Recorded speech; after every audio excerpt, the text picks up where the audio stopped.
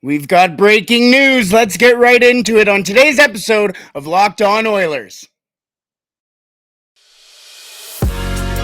You're Locked On Oilers, your daily podcast on the Edmonton Oilers. Part of the Locked On Podcast Network, your team every day. Hello and welcome back to the Locked On Oilers podcast. I'm your host and former Oilers game day producer, Brett Holden, and we have breaking news just within the last hour, so you can tell when I was recording this, but within the last hour, Jay Woodcroft has re-signed with the Edmonton Oilers. Per Nick Kyprios, Kevin Weeks has also reported on it, and the Athletics' Daniel Nugent-Bowman has also reported on it. It's a 3-year deal for the Oilers head coach, Jay Woodcroft. Massive, massive deal for the Oilers. Now they can kind of move forward with their offseason, just go, okay, now we know the system we're playing. Let's get into that. So we will talk about Jay Woodcroft and just what that means for the Edmonton Oilers. I was about to press record, and then we got the news. So thank goodness we got the news first. Also on today's episode, we're going to kind of revisit the Ethan Bear trade, not intentionally, because it seems like there's a lot of talk around Ethan Bear. So would he be a decent fit back with the Edmonton Oilers and Jay Woodcroft's system? We shall talk about that, plus the other side of the Ethan Bear trade, Warren Foegele, as we continue on with our season report cards for the Edmonton Oilers this past season, as Warren Foegele was the return piece for Ethan Bear. Just happened to be how things ended up here. But yes, let's start with Jay Woodcroft on today's episode of Locked On Oilers. Thank you so much for making Locked On Oilers your first listen every day. We are free and available wherever you find your podcast. Now, I am going to I normally turn my phone off for these episodes just so you don't hear the buzzing, all this stuff. But we are in the midst or in the middle of some breaking news here. So if I do peep down or anything like that happens, please forgive me. I want to bring you the news as soon as it happens, okay? I have my background in news, so I want to bring it to you as soon as we do. But yes, Jay Woodcroft, 3-year deal for the Edmonton Oilers, or with the Edmonton Oilers, I should say.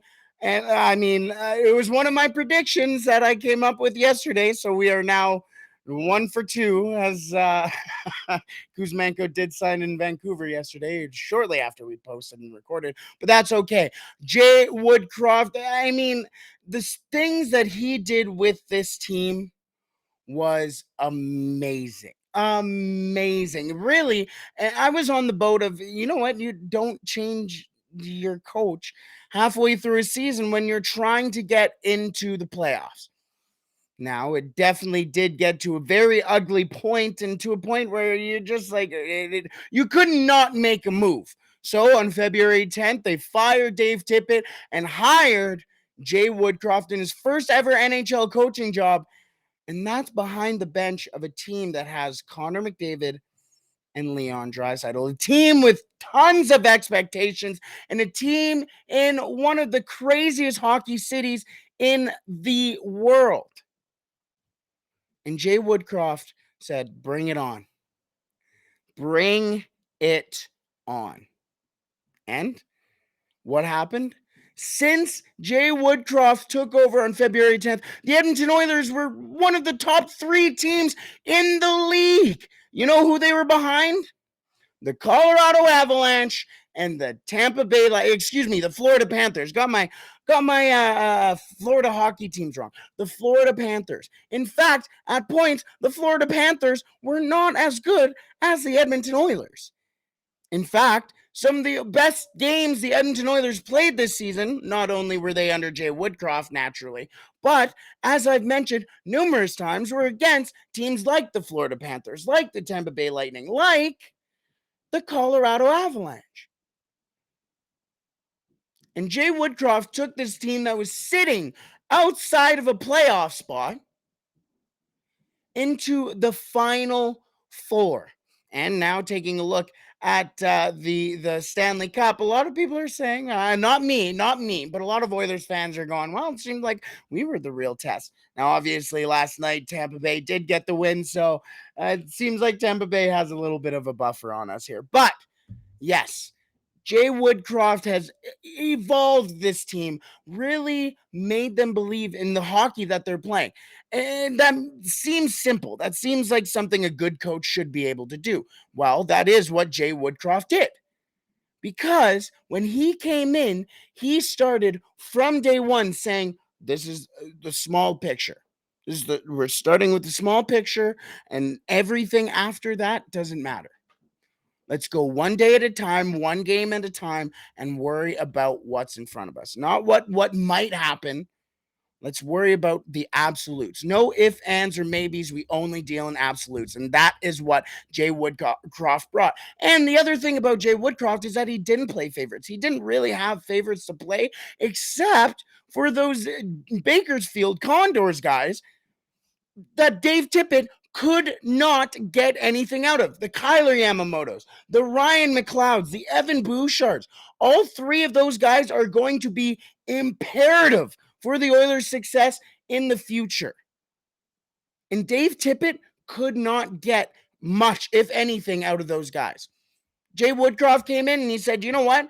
I've had Ryan McLeod down in Bakersfield, and I know that he is an elite. And I'm pretty now. Don't quote me on that. I'm pretty sure he said at least a very good penalty killer.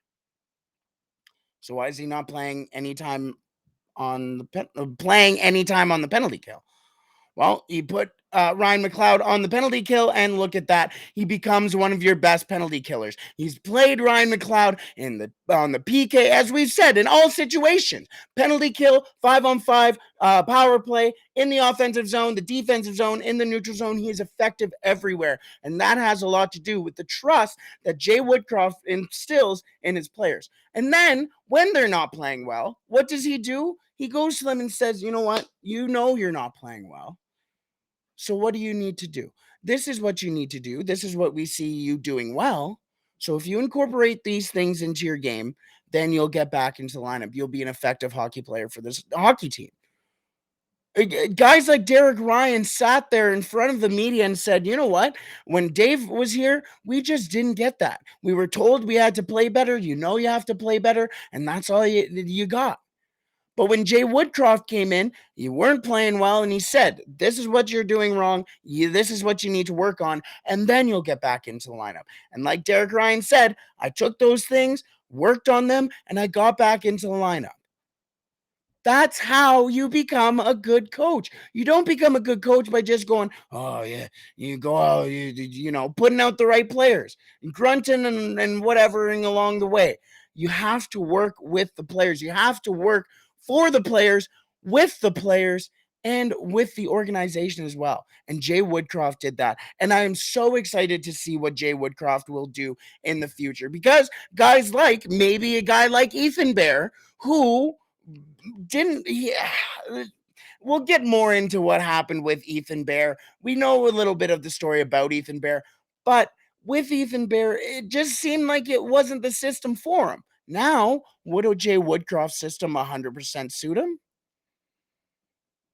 We'll see. Now you get to see those players who I mean, with a coach like Jay Woodcroft, he is somebody who sees every single little part of your game and tries to get the most out of those little parts.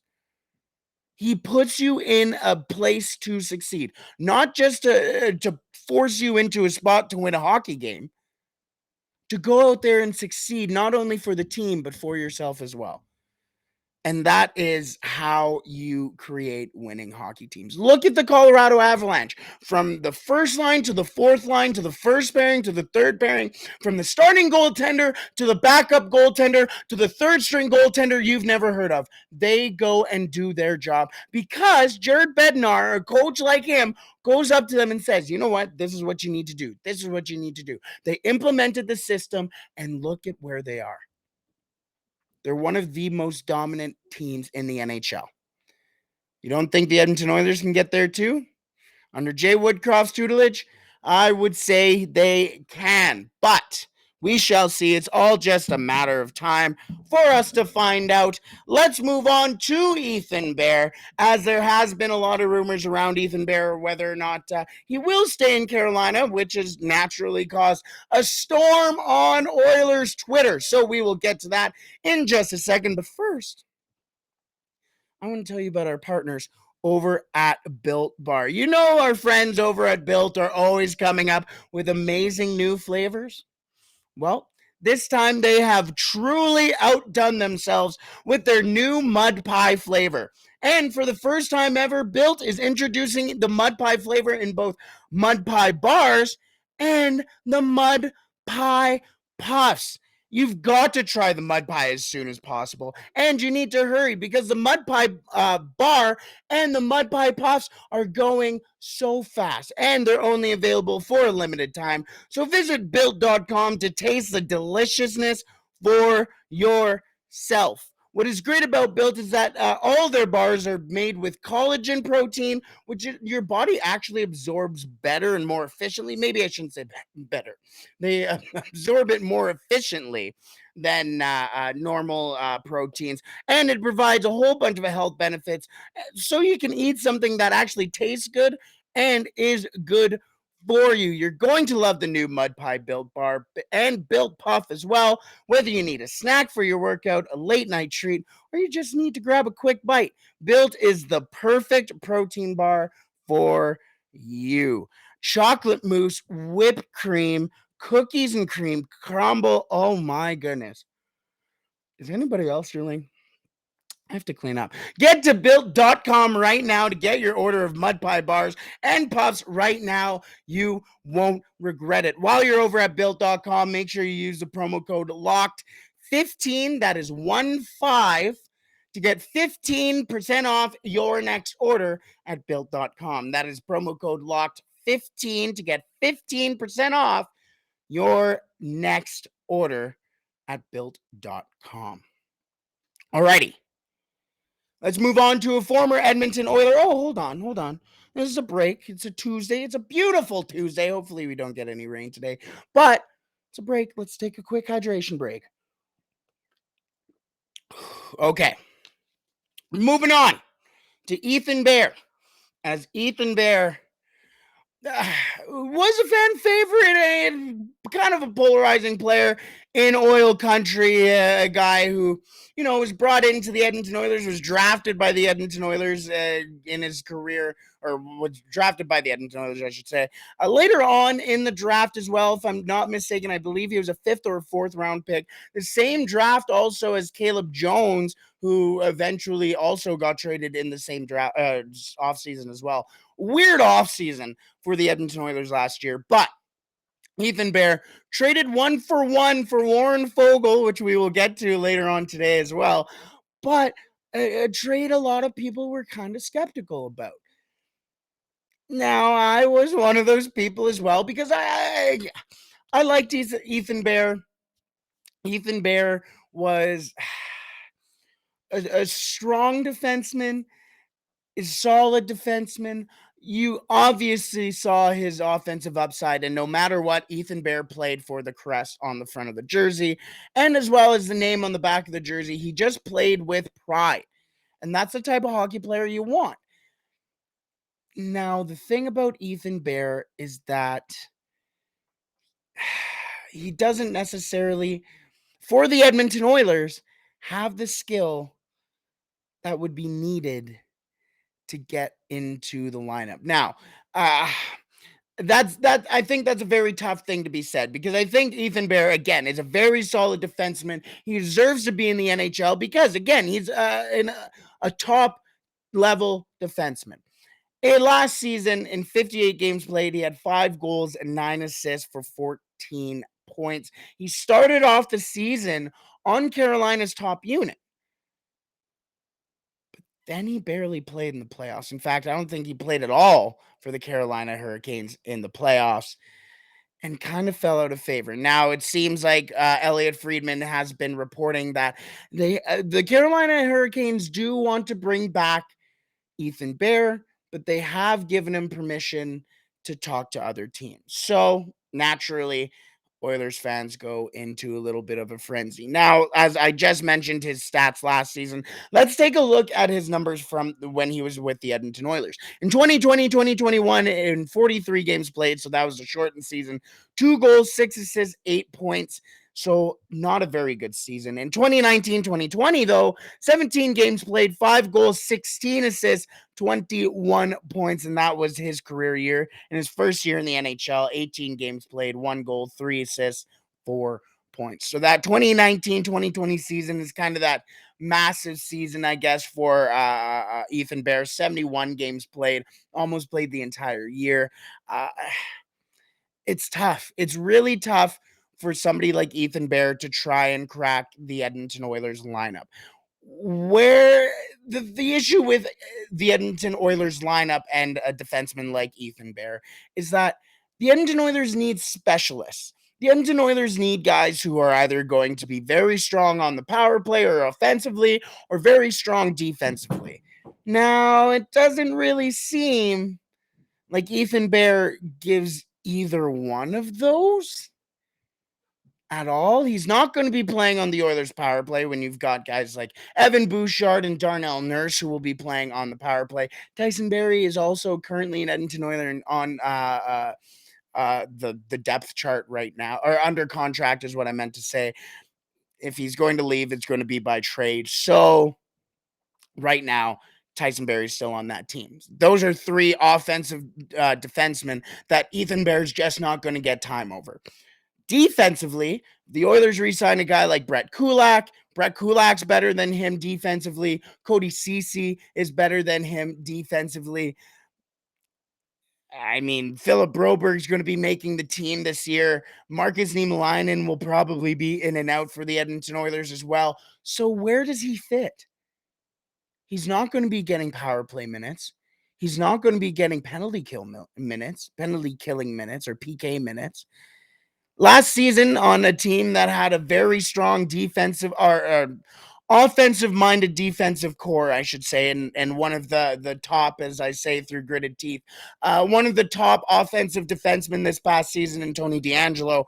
He only played 32 minutes on the power play, did Ethan Bear, this past season for the Carolina Hurricanes. Almost 33, so we almost got there.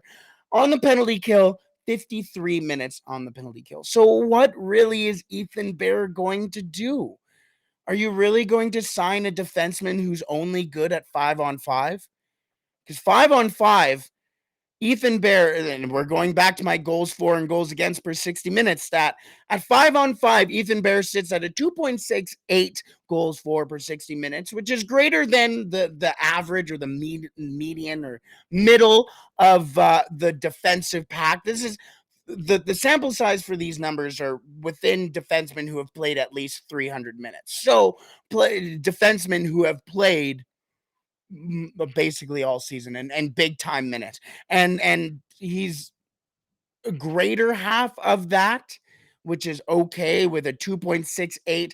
The middle of that is 2.53. So little higher, not exactly the best. Now, this is where the issue comes in at 5-on-5. At 5-on-5, goals against per 60 minutes, Ethan Bear had 2.69, okay? The median, or the middle, I guess, was 2.54. He is in the lower half of goals against per 60 minutes for all defensemen at 5-on-5. For a defenseman who's going to be mostly working at 5-on-5, why would you bring that in? A guy who is clearly not going to be as good as any of the other guys at 5-on-5, who is statistically, and again, statistically, I'm not saying this statistically one of the worst, or on the worst half of a defensive defenseman. So what are you going to bring in? I've genuinely, I've liked Ethan Bear's offensive upside his entire career, but his defensive upside is just not there. His ceiling is super low defensively, and you can see it with this 5-on-5 number. He's just not good at 5-on-5. And yet, if he were to sign with the Edmonton Oilers, he would be a 5-on-5 defenseman. So then why are you trying to bring in a guy like Ethan Bear? I just don't think that that is the right guy to bring in for the Edmonton Oilers. I understand the familiarity. I understand the potential. I understand. And again, this has nothing to do with the person of Ethan Bear. I adore the man of Ethan Bear. Ethan Bear is a great person. But I just don't think he fits into the Edmonton Oilers lineup anymore. And that was the issue. And again, that was the issue for Ethan Bear when he got traded in the playoffs against the Winnipeg Jets. He was almost non-existent. He couldn't get into the lineup. When he did, he was invisible. So it's left people with a tough taste in their mouth, and it just, including me. So Ethan Bear deserves a shot in the NHL. Unfortunately, not this year with the Edmonton Oilers. Unfortunately, because I do, again, like I said, I do love Ethan Bear as a person. I think he would do solid under Jay Woodcroft's regime, as most players would, but just not the guy you need for Stanley Cup push. You want that Stanley Cup, and you can't just be bringing in guys based off of feelings, I guess. It just got to be absolutes. Before we move on to Warren Foegele, who was the other side of that Ethan Bear trade, I just want to say thank you again for making Locked On Oilers your first listen every day. For your second listen, though, make sure you tune in to Locked On NHL, as Locked On NHL covers the playoffs like no other. Hear the latest news and opinions from local experts every Monday through Friday. It is free and available wherever you find your podcast. Plus, it's on YouTube as well. If you haven't subscribed to the YouTube of Locked On NHL or Locked On Oilers as well, make sure you go and do it as well, because it's a whole new experience. Maybe you're cleaning the house, got to throw something on the TV, pull up YouTube. You got the show, you got today's episode right on your TV there. Plus, you get to see our cool jerseys that we always pull up. I mean, it's still Tommy Salo and Ilya Brizgalov right now, but I'll bring some more fun ones. I've got some fun ones. If I've got an Ilya Brizgalov jersey signed, then I've got some fun Oilers jerseys, okay? But anyways, this isn't about me. Let's take our second and last hydration break before the day ends. Pinkies up. Alrighty. Let's move on to Warren Foegele as another kind of polarizing face, or player, I guess, for the Edmonton Oilers this year. Is, yes, he was brought in that Ethan Bear trade, 1-for-1 from Carolina for Ethan Bear. Well, and it was certainly a season. It was certainly a season. But Warren Foegele in 82 games played, which is impressive in of its own. It is very impressive for Warren Foegele to play all 82 games this season for the Edmonton Oilers. But, and this is a big but. 82 games played for Warren Foegele this season. 12 goals, 14 assists, 26 games played. He was a goal away from his career high, a couple assists away from his career high, and 4 points away from his career high, but a career low in shooting percentage at 8.5. For a guy who is known to already have finishing issues, a career low in finishing is not great. Now, I will be the first to say that I love Warren Foegele's game. He goes in and works hard on every puck, every loose puck, every shift he gives 150% in, and you love to see it. He just flies around. He's got tremendous feet.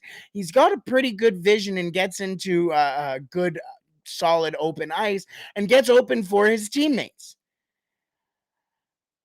But when he gets the puck when he's open is not fantastic. Everybody, and that was the thing when the Edmonton Oilers brought in Warren Foegele. The thing that everybody was talking about and was tweeting about, they would pull up those Jay Fresh charts as if they're gospel, and they would go, "Oh, look, the finishing. He's never had the finishing before." Well, he hasn't had the finishing. He had a career low in finishing, in fact. And that continued into the playoffs. In the playoffs, in 13 games played, and at some points, he got taken out of the lineup. In 13 games played, 0 goals, 1 assist for 1 point. Warren, guys, everybody, no goals, 1 point, 13 games in the most important playoffs in the Oilers' last 20 years, 15 years at least, and you don't even put up a goal. I had Warren Foegele as my Fernando Pisani pick. He was kind of hot towards the end of the season. But that's it. That's it. That's really all Warren Foegele did was go out there and skate around.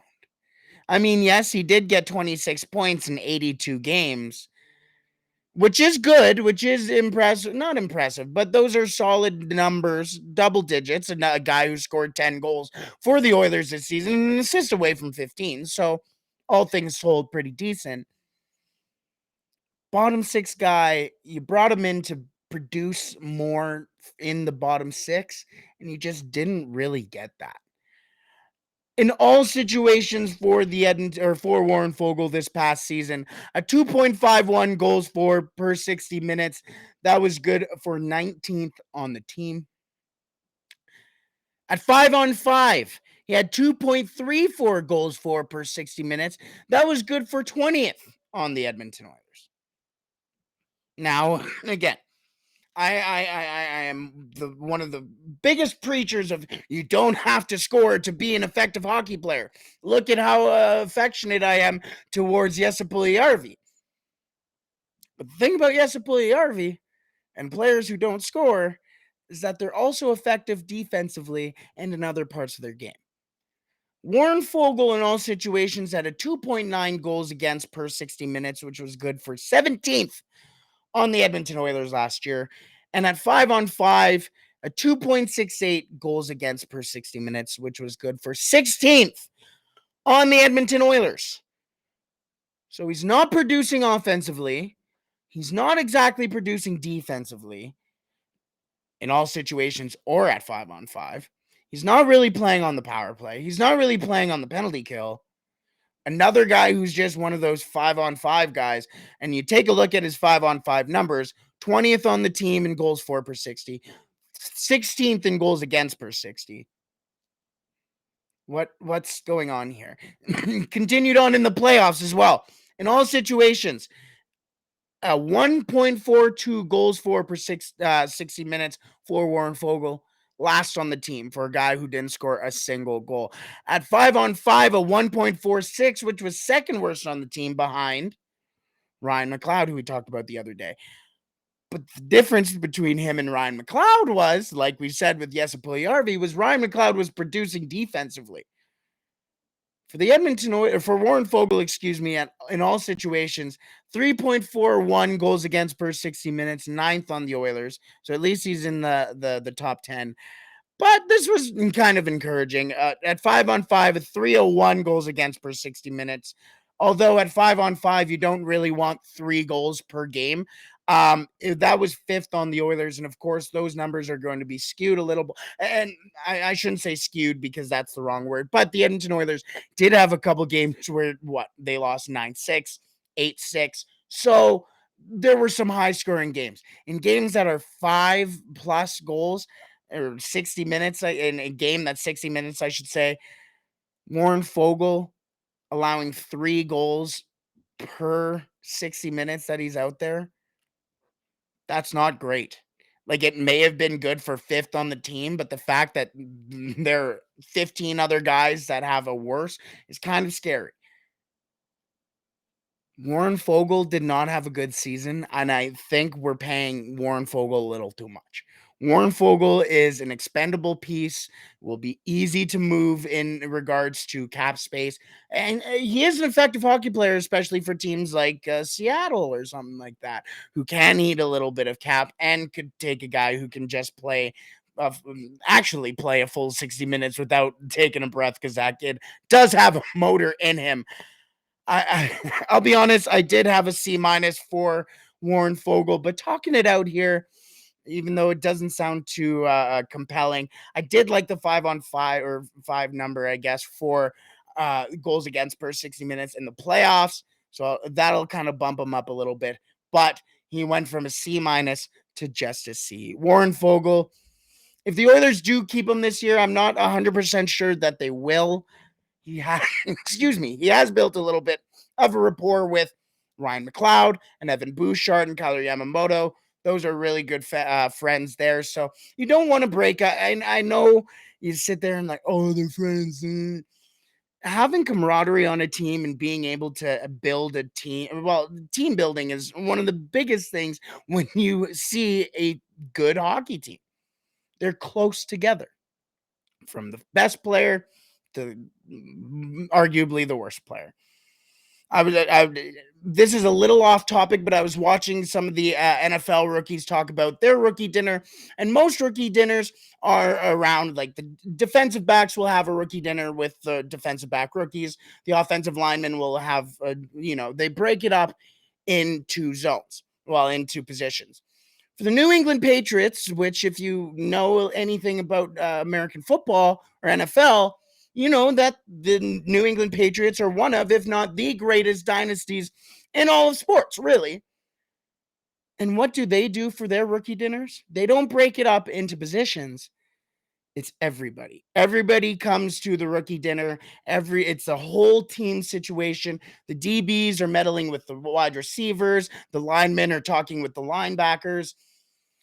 You have a team atmosphere, and bringing that back to the Edmonton Oilers, you want an atmosphere on a winning team because you want to build that culture. You want to build a winning culture in a team, in an organization, and that begins with being friends. It may sound simple, it may sound goofy, but that's what it is. So if the Edmonton Oilers don't trade Warren Foegele, I won't be devastated, because he does have the camaraderie. He has a motor. He is one hell of a hockey player, but we saw the numbers. It's not fantastic. He would bring in an asset. He would help the Oilers in some way if the Oilers did move him.